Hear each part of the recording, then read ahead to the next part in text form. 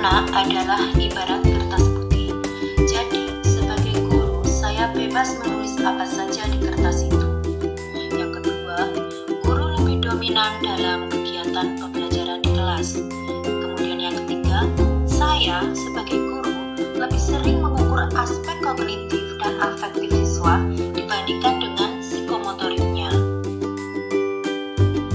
Kriteria ketuntasan minimum KKM masih menjadi target buat saya untuk mengukur tingkat pemahaman siswa. Suasana kelas yang tenang dan tidak gaduh masih menjadi acuan saya dalam penerapan disiplin dan ketertiban siswa.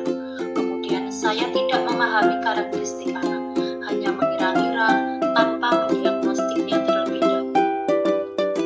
Untuk pertanyaan kedua, apa yang berubah dari pemikiran atau perilaku saya setelah mempelajari modul 1.1?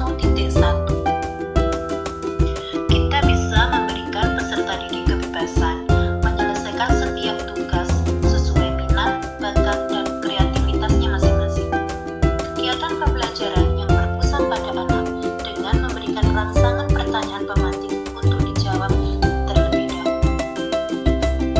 Menghargai setiap karakteristik belajar anak serta memberikan apresiasi atau penghargaan kepada murid agar lebih semangat dan termotivasi dalam belajar, serta meniadakan hukuman atau balasan.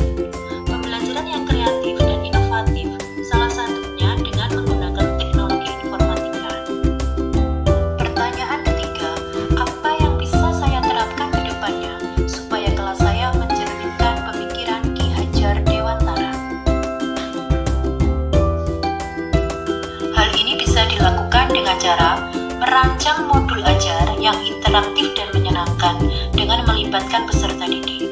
Kemudian menerapkan pembelajaran yang berbasis kearifan lokal dan budaya lokal. Menerapkan konsep merdeka belajar dan mengintegrasikannya dengan profil pelajar Pancasila dalam penerapan kurikulum merdeka. Pembelajaran yang mengutamakan budi pekerti yang luhur dan pembentukan karakter yang baik.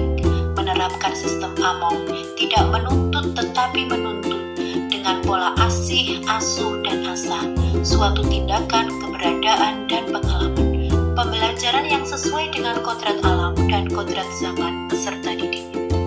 Dengan hal ini, kita bisa membuat kesimpulan dan refleksi. Anak bukanlah kertas kosong.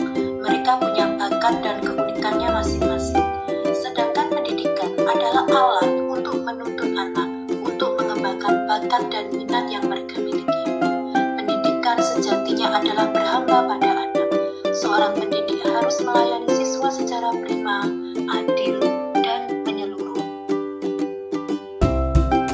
Pendidikan yang manusiawi dengan konsep sistem AMONG, memberi teladan, membangun motivasi, memberi dorongan, dan perlunya penanaman budi pekerti yang baik dalam proses pendidikan itu. Demikian pemaparan dari saya.